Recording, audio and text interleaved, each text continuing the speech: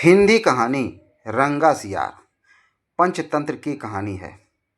एक बार की बात है कि एक सियार जंगल में एक पुराने पेड़ के नीचे खड़ा था। पूरा पेड़ हवा के तेज झोंके से गिर पड़ा। सियार उसकी चपेट में आ गया और बुरी तरह घायल हो गया। वह किसी तरह घिसटता घिसटता अपनी माद तक पहुंचा। कई दिन बाद वह माद से बाहर आया। उसे भूख लग रही थी, शरीर कमजोर हो गया था। तभी उसे एक खरगोश नजर आया। उसे दबोचने के लिए झपटा। सियार कुछ दूर भाग कर हाँफने लगा। उसके शरीर में जान ही कहाँ रह गई थी। फिर उसने एक बटेर का पीछा करने की कोशिश की। यहाँ भी वह असफल रहा। हिरण का पीछा करने की तो उसकी हिम्मत भी न हुई। वह खड़ा सोचने लगा। शिकार वह कर नहीं पा रहा था और भूखों भूखों मरने की नौबत आई थी। समझो क्या किया जाए। वह इधर उधर घूमने लगा, पर कहीं कोई मरा जानवर नहीं मिला। घूमता घूमता वह एक बस्ती में आ गया। उसने सोचा शायद कोई मुर्गी या उसका बच्चा हाथ लग जाए। सो वह इधर उधर गलियों में घूमने लगा। तभी कुत्ते भौं भौं करते उसके पीछे पड़ गए। सियार को जान बचाने के लिए भागना पड़ा। गलियों में घुसकर उनको छकाने की कोशिश करने लगा, पर कुत्ते तो कस्बे की गली गली से परिचित थे। सियार के पीछे पड़े कुत्तों की टोली बढ़ती जा रही थी और सियार के कमजोर शरीर का बल समाप्त होता जा रहा था। सियार भागता हुआ रंगरेजों की बस्ती में आ पहुंचा था। वहां उसे एक घर के सामने एक बड़ा ड्रम नजर आया। वह जान बचाने के लिए उसी ड्रम में कूद पड़ा। ड्रम में रंगरेज ने कपड़े रंगने के लिए रंग घोल रखा था। कुत्तों का टोला भौंकता चला गया।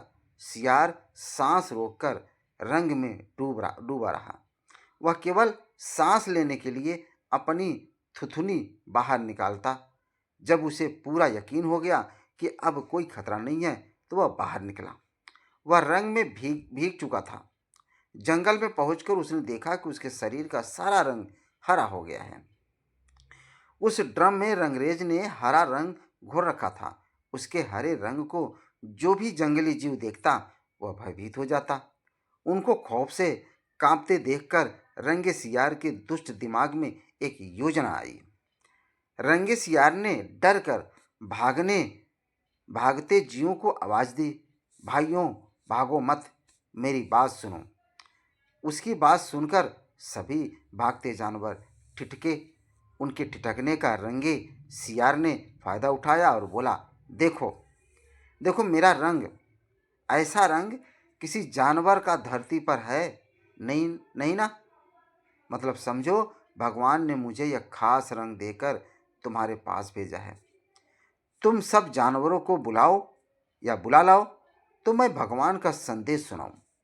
उसकी बातों का सब पर गहरा प्रभाव पड़ा। वे जाकर जंगल के दूसरे सभी जानवरों को बुला कर लाए। जब सब आ गए तो रंगा सियार एक ऊंचे पर्वत पर चढ़कर बोला, वन्य प्राणियों, प्रजापति ब्रह्मा ने मुझे खुद अपने हाथों से इस अलौकिक रंग का प्राणी बनाकर कहा कि संसार में जानवरों का कोई शासक नहीं है। तुम्हें जाकर जानवरों का राजा बनकर उनका कल्याण करना है। तुम्हारे नाम सम्राट कुकुदुम होगा। तुम्हारा नाम सम्राट कुकुदुम होगा। तीनों लोगों के वन्य जीव तुम्हारी प्रजा होंगे। अब तुम लोग अनाथ नहीं रहे। मेरी छत्र छाया में निर्भय होकर रहो। सभी जानवर वैसे ही सियार के अजीब रंग से चकराए हुए थे। उसकी बातों ने तो जादू का काम किया। शेर, बाघ व चीते की भी ऊपर की सांस ऊपर और नीचे की सांस नीचे रह गई। उसकी बात काटने की किसी में हिम्मत न हुई।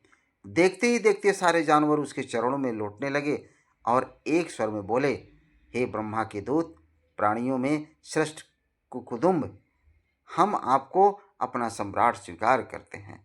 भगवान की इच्छा का पालन करके हमें बड़ी प्रसन्नता होगी। एक बूढ़े हाथी ने कहा, हे सम्राट, अब हमें बताइए कि हमारा क्या कर्तव्य है। रंगा सियार सम्राट की तरह प्रजा पंजा उठाकर बोला, तुम्हें अपने सम्राट की खूब सेवा और आदर करना चाहिए। उसे कोई तकलीफ नहीं होनी चाहिए। हमारे खाने पीने का शाही प्रबंध होना चाहिए। शेर ने सिर झुकाकर कहा, महाराज, ऐसा ही होगा। आपकी सेवा करके हमारा जीवन धन्य हो जाएगा। बस सम्राट कुकुदुम बने रंगे सियार के शाही ठाठ हो गए। वह राजसी शान से रहने लगा। कई लोमड़ियां उसकी सेवा में लगी रहती। भालू पंखा झुलाता। सियार जिस जीव का मांस खाने की इच्छा जाहिर करता, उसकी बलि दी जाती। जब सियार घूमने निकला तो हाथी आगे आगे सूंड उठाकर बिगुल की तरह चिढ़ाता चलता। दो शेर उसके दोनों ओर कमांडो यानी बॉडीगार्ड की तरह होते। रोज रोज कुकुदुम का दरबार भी लगता। रंगे सियार ने एक चालाकी यह कर दी थी कि सम्राट बनते ही सियारों को शाही आदेश जारी कर उस जंगल से भगा दिया था। उसे अपनी जात के जीवों द्वारा पहचान लिए जाने का खतरा था। एक दिन सम्राट कुकुदुम खूब खा पीकर अपने शाही माद में आराम कर रहा था कि बाहर उजाला देखकर उठा। बाहर आया तो चांदनी रात खिली थी। पास के जंगल में सियारों की टोलियां हु हु यस यस की बोली बोल रही थी। उस आवाज को सुनते ही कुकुदुम अपना आपा खो बैठा।